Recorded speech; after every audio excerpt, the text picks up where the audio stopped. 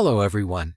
Today, I'm going to introduce a software tool that allows you to automatically send messages to your target Instagram users. This is the main interface of the software.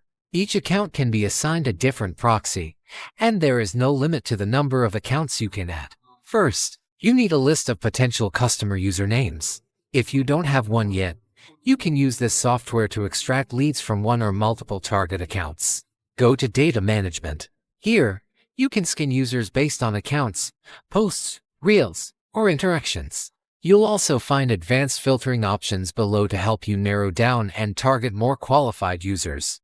I've already prepared a few Instagram usernames here. Simply enter them, select the account you want to use for scanning, and click Start.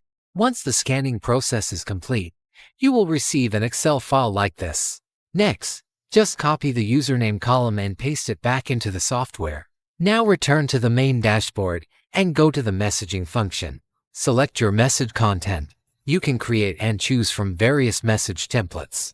In the Configure Message section, select Send by Account, then paste the list of usernames here. You can also enable interaction with those usernames if needed. After completing the setup, select the accounts you want to use and click Start.